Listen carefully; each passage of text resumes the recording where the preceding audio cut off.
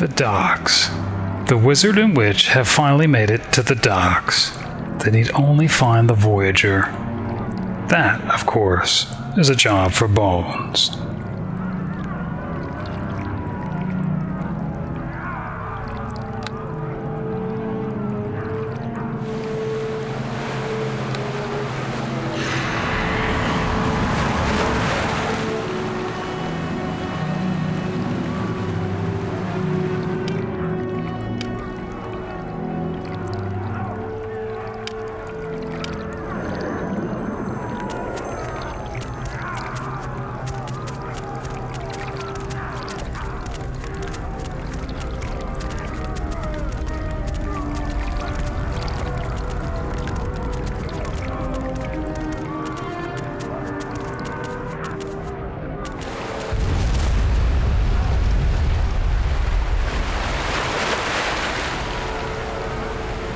Another explosion barring any return to the market district.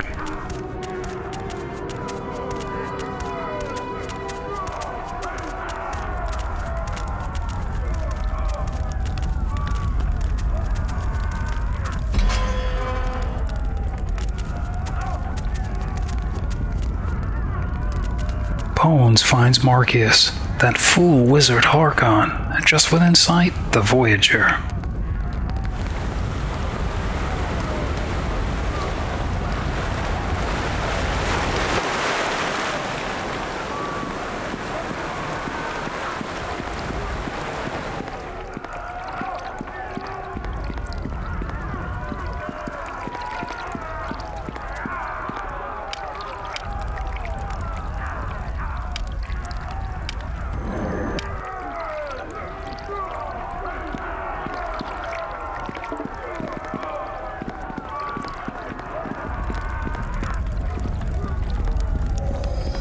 As the wizard and the witch approach the men, Lilly notices an unexpected guest. The Crimson Prophet. Strangely, though, they don't seem to be fighting. Lilly wonders if they're bargaining for the gem, and cautiously approaches.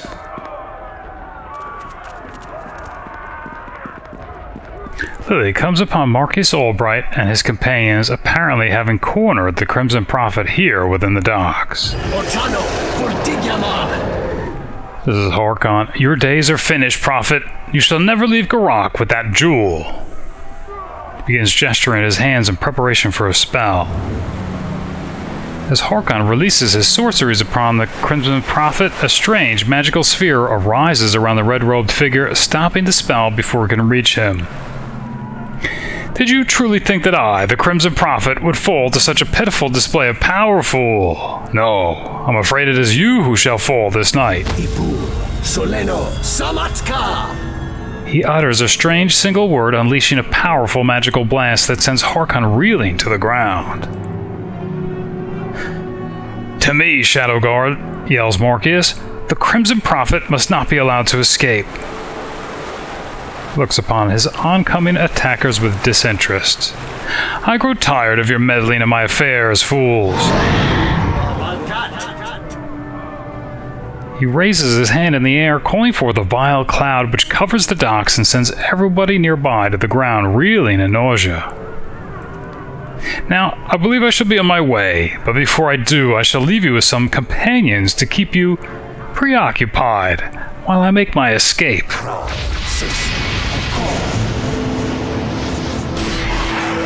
Destroy these fools while I escape to my ship. Fall before my power! Holy cow. Alright, what did he summon here? Summon demons, 2 of them. A demon lord.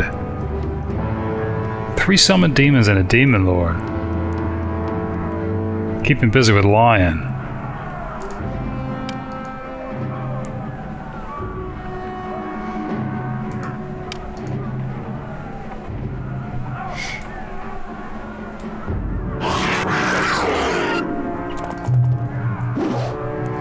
Alright. Well, shield. Vulnerability.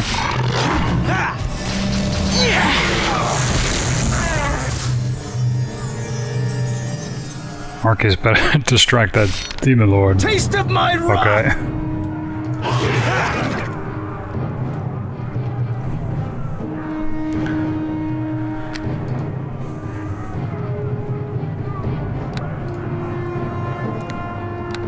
Summon creature 3.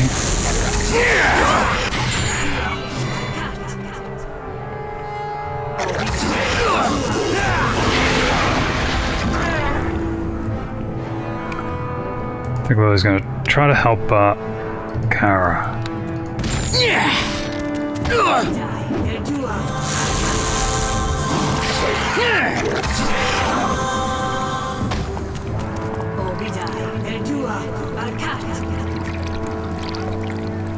Alright, Demon Lord is near death. Magic missile.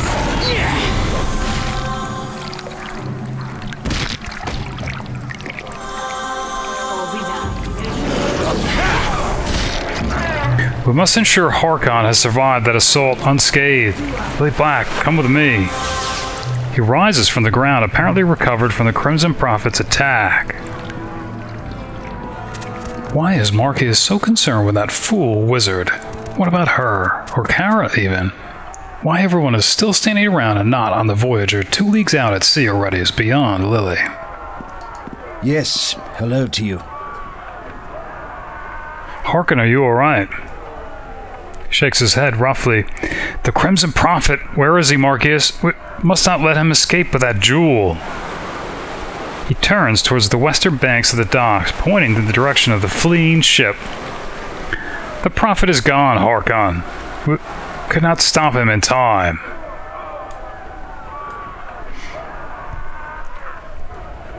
He swears loudly. Get the ShadowGuard to the Voyager, Markius. We have to set sail after the Prophet immediately. Harkon, there's no way we can stop the Prophet now. His ship flies with an unnatural wind behind it, giving it a speed we could never match in the Voyager. Harkon seethes. So be it then. We shall simply have to track him down and recover it later. Come, let's be away from this accursed city. Harkon looks to Lilly. She can feel contempt in his glance. Bring the child of Okaris as well, I suppose. Forcas will want to speak to her upon our arrival at Zantara. Of course, Harkon. Markius turns towards Lilly. Lilly, it seems there's little hope remaining for Ghaarak. You must come with us to our ship. I think she would have left earlier.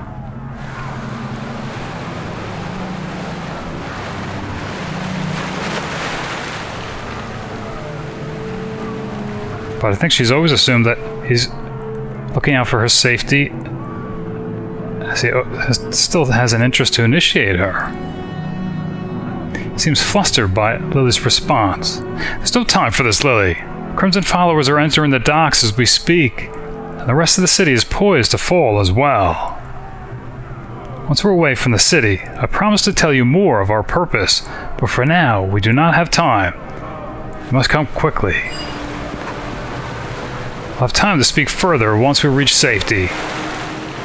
The audacity of that Markius to assume that she was expressing some kind of affection for the worm when all she wanted to know was simply where she stood with regard to her initiation into the ShadowGuard. She vows to not speak with him personally for the entire voyage, no matter how long it is, a day, a week, a month, it matters not, and when set ashore, to raise the question of her membership within that particular order in a formal and quite unmistakable manner. A letter, its parchment not too expensive so as not to give the impression that one is trying to make one, scribed by a professional clerk using ordinary dull black ink and affixed with a colorless waxen seal so as not to be too personal with her own handwriting and signature. And if he ever unsheaths even so much as a halfling's dagger in her presence, she'll permanently deprive him of his virility and so future impulse for such lecherous behavior.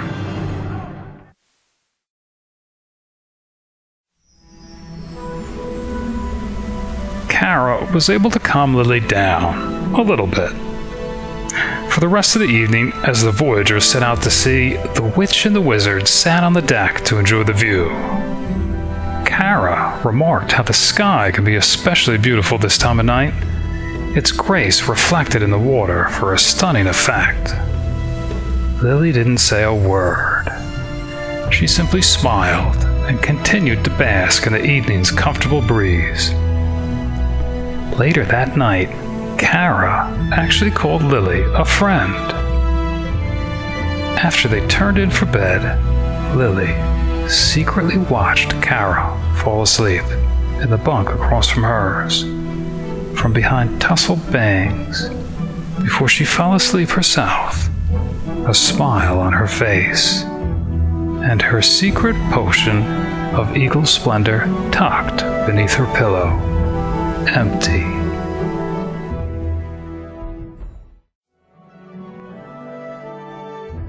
Well, they're in ShadowGuard.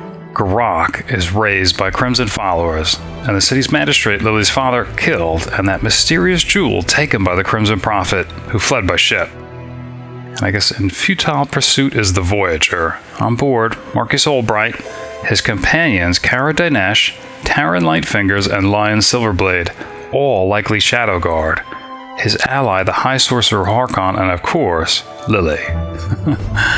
So you can see where a sequel would take us, I think. What did he say? An unnatural wind behind the Crimson Prophet's ship, so the Voyager fails to catch him. Then probably docks in Xantara as planned, where we meet with Overlord Vorkus, that was the magistrate's old friend, and then start a new adventure. It's just too bad that a sequel is never made. Nevertheless, I hope you enjoyed it. I also hope you enjoyed the narrative elements I tried to incorporate. I've done it sparingly in the past with the Baldur's Gate series, and I guess exclusively with the Wasteland series, but I'm hoping that I found the right balance here, as I'll likely continue in the same style in the future. Anyway, again, I hope you enjoyed it, and thank you for watching.